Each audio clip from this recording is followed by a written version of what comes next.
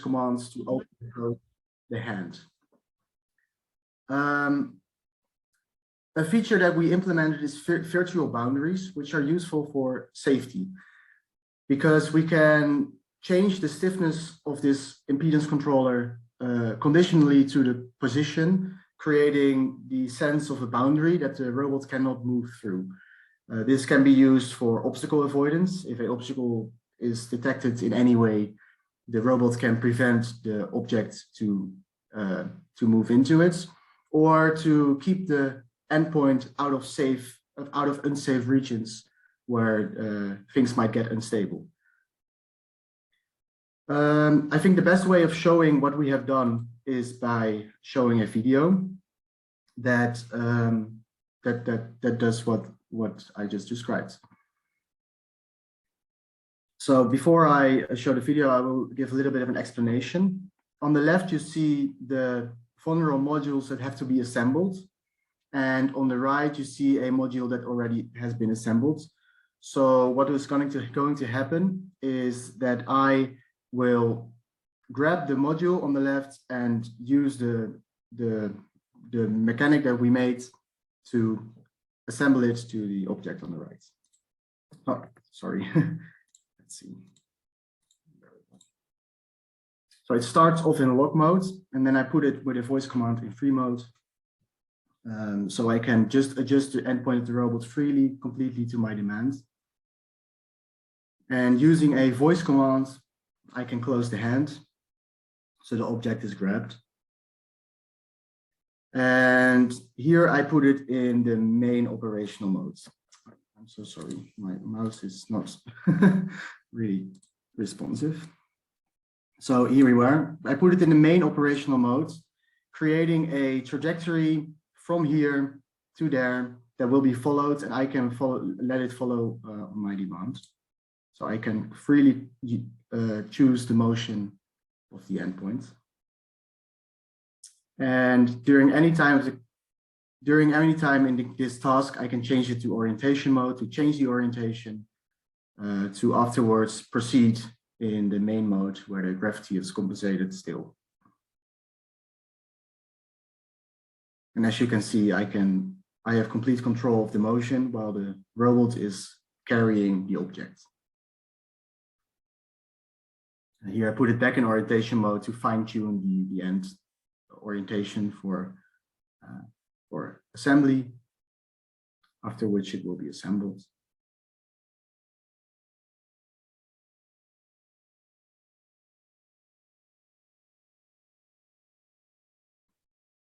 And the hand will now be opened because I used the voice command to open the hand, which made me get it out of the object. And if I put it back in free mode now, I can do anything I want with the hand to grab the next object and go on with the process. So this is the main idea. And as you can see on this slide, I'm not really sure if this above is blocking it, but this is a figure that is also represented in our paper, where the time is shown on the horizontal axis, and it represents the video that we just seen. In the top graph, we see the position of the endpoint. In the middle graph, we see the orientation of the endpoint in Euler angles. In the bottom graph, we see the stiffnesses of each Cartesian direction. And as you can see, when it starts off in lock mode, as you can see on the top left, the positions stay the same and orientation stay the same because all stiffnesses are set high. Then I enter the free mode, and since all stiffnesses go low, I can change both the orientation as the position, and they will change. After closing the hand and going into main mode, you will see that the Z stiffness is going up high, while the other two are staying low. This means I can freely choose the X and Y position, but the Z position is chosen by the robot, and the orientation stays the same. An interesting thing to note here is that the Y stiffness is high for a brief time before the main mode is entered. This is because we have simulated a virtual boundary at the start of the carrying process, so you cannot move further back than you have started. And as soon as we move out of this position, the Y stiffness will go back to 0, meaning we have moved out of this boundary. Then we have also this graph where the trajectory that is generated is shown in the gray dots. And as you can see, the endpoints follow this trajectory, where the position in the horizontal plane is given on the x-axis, and on the vertical axis you can see the vertical position. And you can also see that backtracking is possible here. And I think if you want to know more, you can ask questions, and we can also you can also read our paper that has been contributed. And I want to thank you for your attention. So this was these are the 2 people that have contributed to this. And are there any questions that I can answer? Thank you, Hugo. Very nice presentation. Let me see if there are some questions in the chat. Apparently there are no questions this time. I have a curiosity about what the robot does when you reach some limitations, like if you are going during the motion to reach some joint limits. Does it display like haptic feedback or something to the operator? Yeah, so what happens when you reach a limit, these fixture boundaries, a reference position will be generated on the boundary that you are, and the stiffness perpendicular to this boundary will be set to high, meaning that if you move further into the boundary, a virtual spring will be simulated, and it will feel like a little bit of a squishy boundary that you can move into, but not really much because the stiffness is set high. And as soon as you try to move a little bit out, the endpoint will also, the reference position will also move from the boundary away, and the stiffness will be low again, so everything will be fully compliant again. And this boundary can be set in any direction or orientation as you want. Okay, thank you. And also another curiosity, actually, have you let, let's say, the system be operated by other non-expert users, for example? Not yet. We are in the developing phase, and at this point, I have used it most. And also, yeah, so me and Luca have worked with it, but we have not let it used by other people yet. But we are still working on better versions, and we will also be developing the system further at this point. So there is also room for human participants. All right, thank you. I also have a question actually before we move to the next presentation. I really like the work and the presentation. Can you comment maybe on how this work can be extended to other types of platforms like mobile robots, even ground and aerial ones? Because I think there is potential, right? For yes. So the plan on this for this Mars exploration project is that this robot will also be put onto a rover. So the rover can move, and therefore the workspace will be a lot bigger. And you can use this method for picking up the object and then move around and placing it somewhere else. But obviously this can be used for any other building construction or assembly task where maybe the workspace is limited. So you cannot use big cranes or heavy machinery, but it will simulate the same effects. Sounds good. Yeah, thank you. If there are no other questions, I would like to thank again Hugo for the presentation. Yes, thank you very much. Let's move to the next paper. So next paper is about stiffness estimation in pneumatic articulated soft robot joints. And I think Maya Trumich is going to present this paper.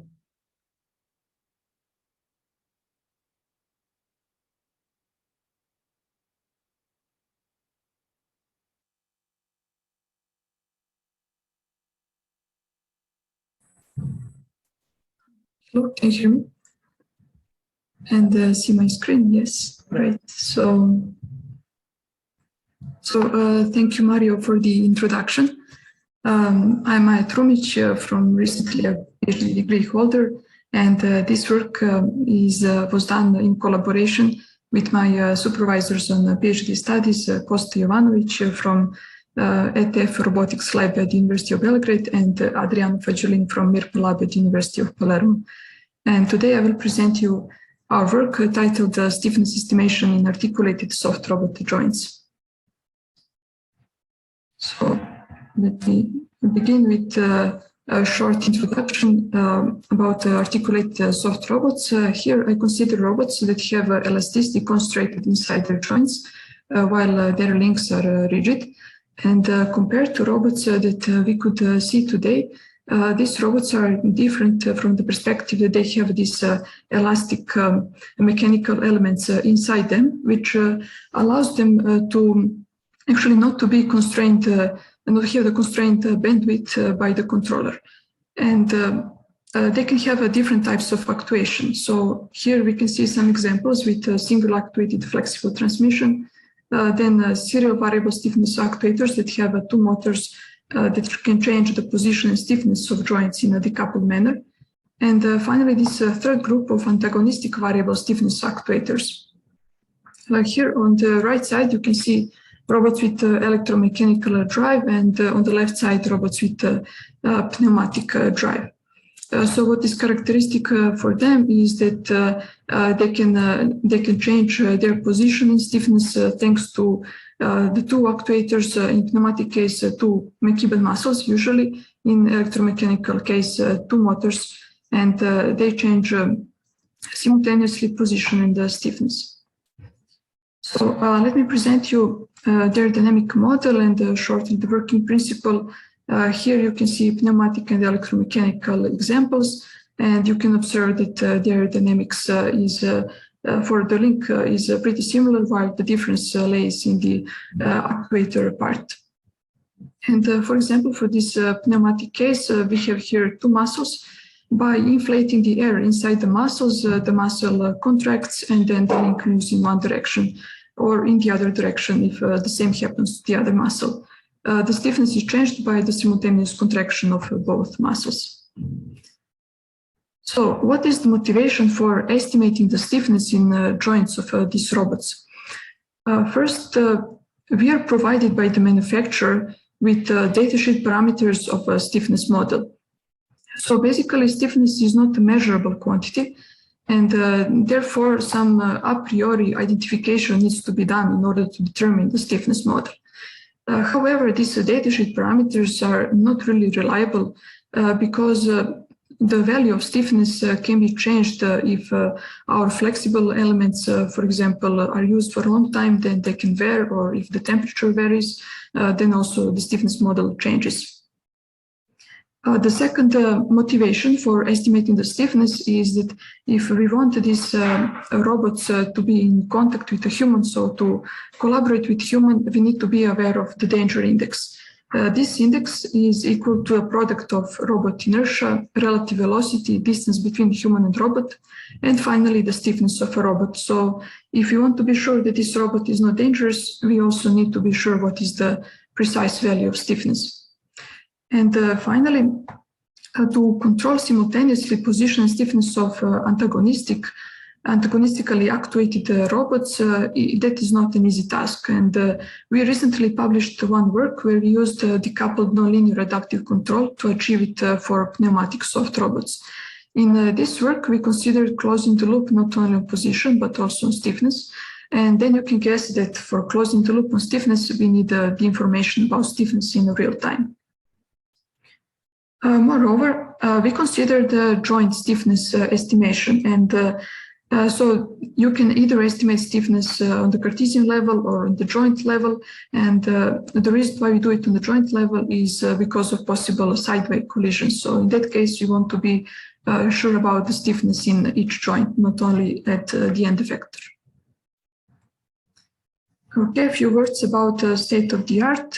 First solution to estimate in real-time joint stiffness has been proposed in the 2010, and it was a non-invasive real-time method for measuring variable stiffness. Also, it was model-free, but it used position force sensors. I would also like to stress in this moment that these solutions that you can see in this moment right now are just for electromechanical robots with antagonistic setup. So in 2011, a ameliorated solution has been proposed, which didn't use any more external force sensors, and it also provided solution for multi-degree of freedom robots. Moreover, the benefit was the usage of RLS algorithm that could provide analytic expression of the stiffness model. Finally, in 2020, I worked with my two supervisors on the novel method of estimating stiffness that compared to the previous solutions avoids using the velocity data, and moreover, it does not need any a priori knowledge about the nature of the signal for the stiffness, nor any tuning of a filter is needed. Here I can show you our experimental results. We tested on QB moves produced by QB Robotics, and you can see here that for 2 degrees of freedom results, we could accurately estimate stiffness in both joints, and we also had 3 different phases. So when both position and stiffness are changing, when only position is changing, and when only stiffness is changing. And you could see that in all 3 cases, estimation was performed successfully. So let us now move on to the state-of-the-art for pneumatically actuated robots.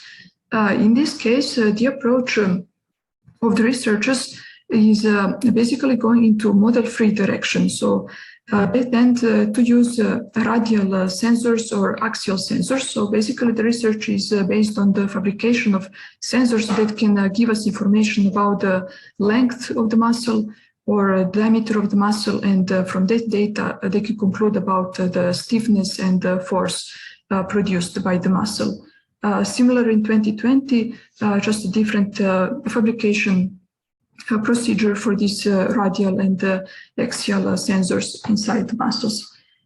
So basically you can see that these are model-free methods, and our intention was to use some model-based advantages in order to derive a stiffness estimation that might not use these sensors, which are noisy. So basically they provide some noisy output. And for that reason, here I present you one procedure. For that, I consider the link dynamics of 1 degree of freedom pneumatic robot.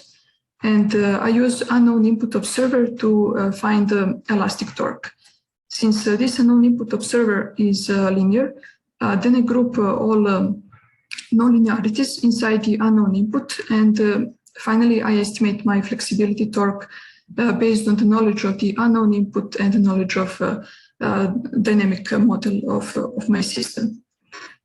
Finally, I can express the elastic torque as a product between the regressor vector and the uncertain parameters vector.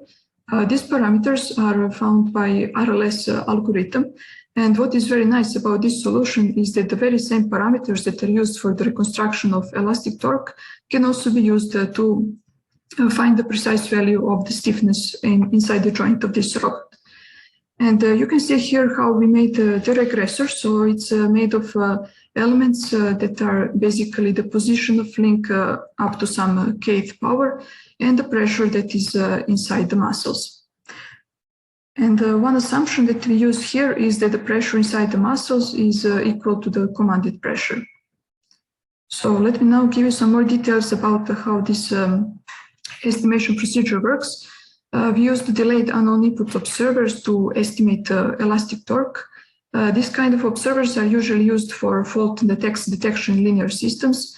And the main philosophy behind them is that we need to perform dynamic inversion of the system in order to simultaneously estimate states and reconstruct unknown inputs. So basically, if we have a system that is linear like here, then the observer is designed in the following way. The observer matrices E and F need to satisfy certain conditions that are given in this proposition, and basically it is based on the observability and invertibility of the system in L steps. What I would like to note here is that this unknown inputs observer is actually L step delayed observer, which means that it uses L last samples of the output. Okay, just a few words about recursive least square algorithm. It can be used to find the online estimation of parameters P such that the error is minimized in a square sense. So here are the simulation results for the pneumatic robot. Again, here we proposed the trajectories for position and stiffness such that the first position is only changing, then both position stiffness changes, and then finally only stiffness changes. And as you can see from these two figures, both elastic torque and stiffness have been successfully estimated in all three cases. Here you can see the parameters from RLS algorithm, and you can observe that in a very short time they converge to the constant values. Okay, this procedure is formalized inside this theorem. So here I can show you that the states we estimate are the position and the velocity of the link, and the outputs that we use are the position of a link and the two last samples of that position. So as for the future work, we consider generalizing this approach to multiple degree of freedom pneumatic robots, and moreover, we plan to do experimental validation of the results. So thank you for your attention. If you have any questions, you can also contact me later via this email, but I'm also happy to answer your questions now. Thank you, Maya. Very interesting work. There are no questions in the chat. I will start with one. So you said that basically you are estimating the stiffness by estimating the torque, right? I mean, Yes. I'm curious about how do you get ground truth values for the stiffness to compare, I mean, to see if your estimator is working well? Yeah, that's actually a very good question. So basically, there can be two approaches to find what is the true value of stiffness. One way is that we perform some a priori, some identification procedures. So, for example, we mount the force sensor on the joint, and then we move the link. So basically, according to that, we can record the value of the elastic torque that is generated, and according to that, we can use some either numerical or analytical way to find the stiffness value. So numerical way would be that we know the elastic torque in 2 points, and we know the link position in those 2 points, and then we can perform this calculation of stiffness. So by dividing those two values. Or the other point would be to do it in the analytic way, so that we have some certain a priori knowledge about the stiffness model, and then we do some least square procedure to find the parameters. Okay, thank you. It's clear. I don't know if there are other questions from the audience, curiosities, but maybe one short question is, can you comment on what are the challenges to extend this to multiple joints, as you mentioned are going to be your future work? What are the challenges? Well, actually, I think it will not be hard to extend it to multiple degrees of freedom. We also extended, we had a similar method actually for electromechanically driven robots that is now in the process of publication. And for them, it worked pretty well for even for multiple degree of freedom robots. So maybe the biggest challenge that we found there is that we need to know the dynamic model precisely of the robot. So our estimation is quite dependent on that. Okay, thank you. Yeah. if there are no other questions, I will thank again Maya and move to the next Thank you, Maria. presentation. The next paper is is titled From Safety Standards to Safe Operation with Mobile Robotic System Deployment. I think Bruno Belzil will present this paper. Bruno.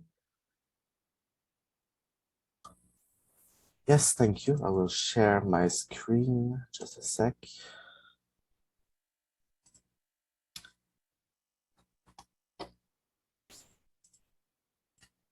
You can see your screen.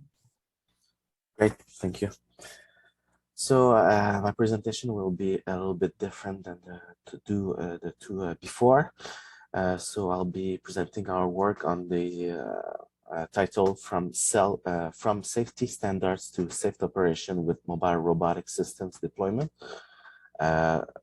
This work was mostly based on the master thesis of Tatiana Wanang CFG, the second author of this presentation, which couldn't be there today, and it was done under the supervision of Professor Jordanova in construction engineering and Professor David Saint-Onge in mechanical engineering at ETS Montreal in Canada.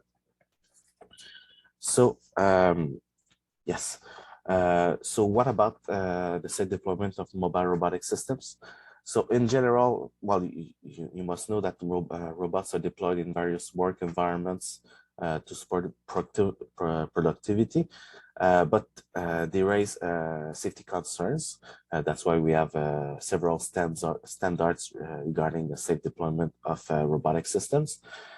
But mobile robots have their own unique set of safety challenges, considering they can move around an environment with a lot of people, operators, other workers, and also it's a dynamic environment. And speaking of safety, construction sites are among the most dangerous locations, work locations in the world, no matter the country you're considering. So that's why we focused on construction sites, because it's one of the most interesting element considering safety with mobile robotic systems.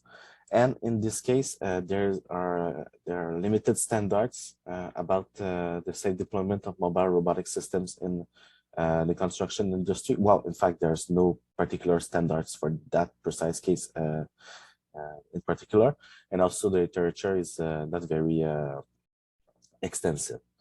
So that's why we worked on a risk assessment framework for mobile robotic systems deployment on construction sites, and also we have a industrial partner, Pomelo Construction in Montreal, a large company working on the construction sites, which was interested in starting deploying mobile robotic systems on their construction sites for multiple purposes. So we also made a case study with this framework to help them deploy one particular robot. Here it is the ClearPath Jackal, which is a small rover, which they started using on their construction sites. So first, about the case study, just a bit of background. So the Jackal they use was mostly for building information modeling, so updating maps of the construction sites throughout along the construction process. Sorry. Also, there's no manipulator, but they could have built a manipulator on the mobile robot, and there's no any sharp tool on the robot, but the framework is built to consider all of those also. So first, a bit of background on relevant standards and technical specification regarding mobile robots. First, we have to consider the basics. First, we can separate the standards in 3 different categories: Type A, Type B, Type C. On Type A, basic safety; Type B, generic safety; and Type C, more precise machine safety. Here, I will just talk about Type C, but of course, the Type A, Type B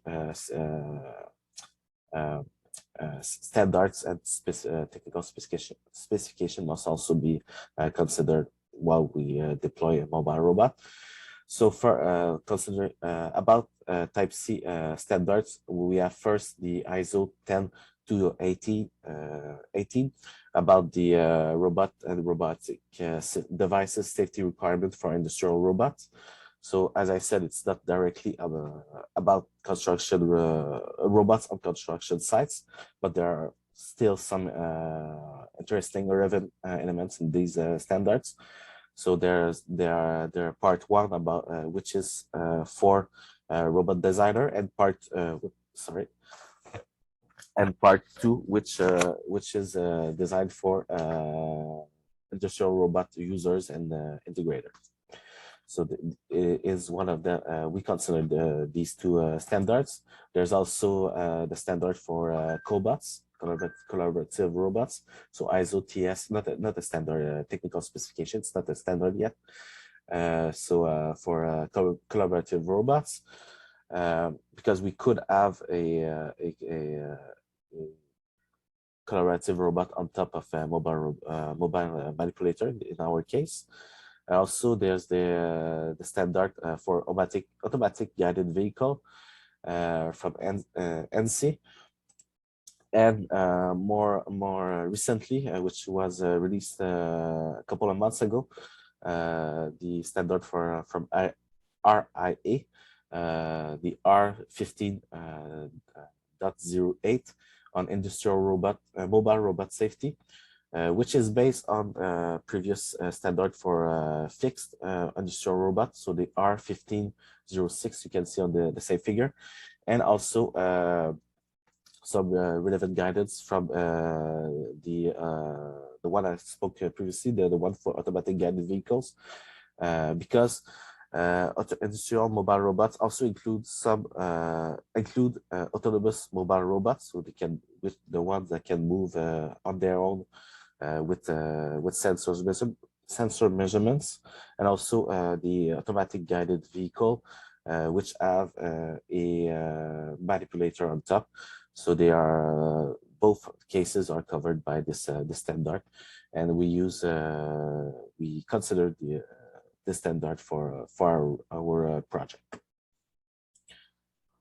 And also in our particular case in Canada, we consider the one standard from CSA, which is based on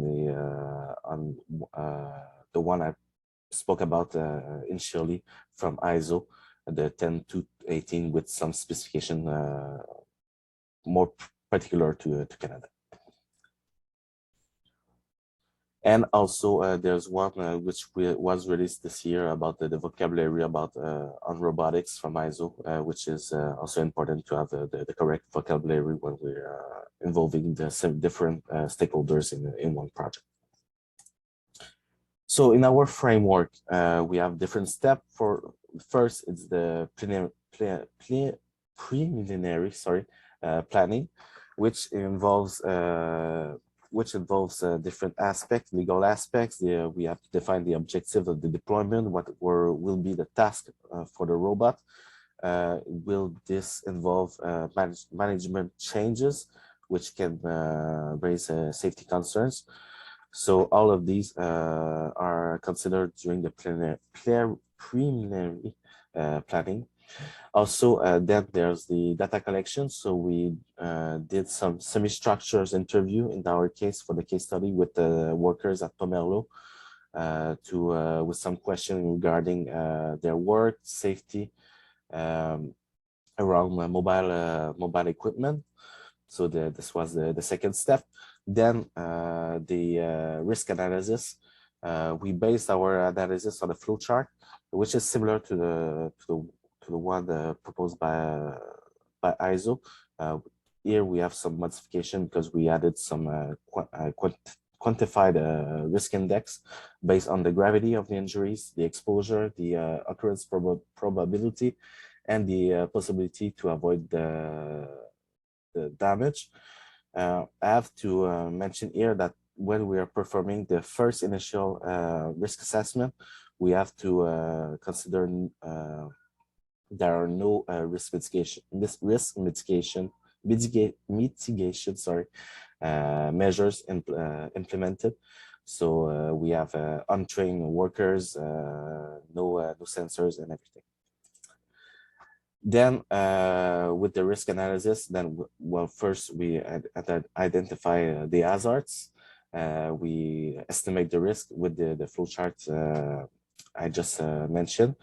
And afterwards, we implement some risk mitigation measures. And after that, we redo the risk analysis to make sure that the risk index is now at a lower level, well, an appropriate level to be able to deploy the robot. So about some risk mitigation measures, we considered the different standards I mentioned before. So we have some intrinsic prevention and mitigation measures at the source, including separation distances. The batteries, well, we have to make sure that they are in a good state, and otherwise we have to change them. The ground surface for a mobile robot is very important, so that the ground surface is stable. It's flat for this case because it's a wheeled robot. So we have to make sure that the ground surface is adequate. Also, force and torque capabilities of the robot have to be considered. If, for example, if we have a cobot on top of the mobile platform, so this one we have to make sure that it cannot harm any worker during an operation. We also have some organizational type measures, including training of the workers, of the operators. We obviously have to follow manufacturer instructions for the operation of the mobile platform, which is not always the case when we have a deployment of a mobile robot system, unfortunately. Preventive maintenance is also important, and also consider about the mobile robots. Well, pedestrian traffic plan is also important. And finally, some mitigation measures concerning guards and detection devices, audible alarms, e-stops, and also proximity sensors are important. And there's a lot more different mitigation measures, but here I'll just mention these three. So in our case study, we recommended a couple of steps to Pomerleau for the deployment of the ClearPath Jackal on their construction sites. So first, yes, compliance to the relevant standards. And also it's not mentioned here, but also compliance to the local regulations and guidelines, because standards are mostly international publications, which are not mandatory locally, but depending on the jurisdiction, there are always some guidelines, guidelines and laws that have to be applied, sometimes referring to the standards, but you have to comply to them also as well. Then the second step was presenting to the various stakeholders on site the robot, not only those that will operate the robot, but all of those that will be on site, because it's a dynamic environment. So the robot will probably share its workspace with a lot of different people. Make a presentation to the local safety regulator to make sure that everything is okay. They are aware. Also make the presentation to the unions of the workers to make sure that they are aware of the specification about the deployment before the deployment itself. Then mapping the construction sites before the deployment by the workers, the operators at Pomerleau. And so we did that on the construction site with the robot I shown before, with the LiDARs and the cameras and everything, to make a map of the construction site before. And then the next step was identifying risk mitigation measures and performing the risk assessment and identifying risk mitigation measures. So we identified a couple of hazards.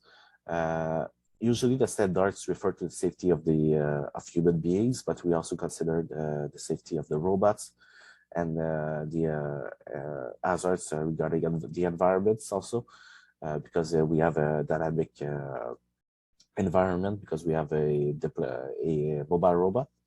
So we consider all of those. I won't go into the details. That's really important here.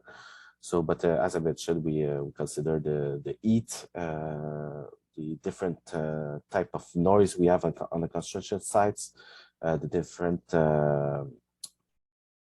things that the robot can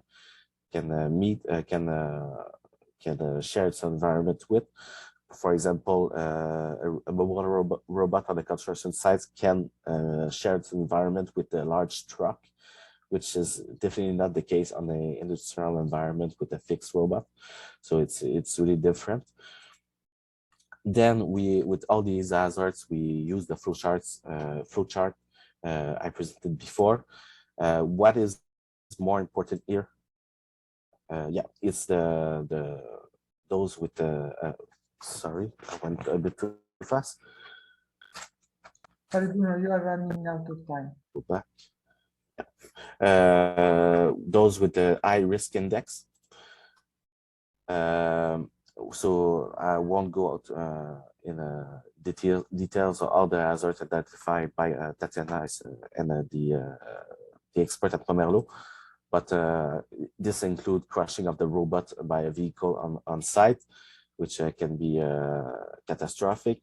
Also, unexpected failure of the mechanical and electrical component of the robot, and also obstacles or holes in the ground on site that can also be very dangerous.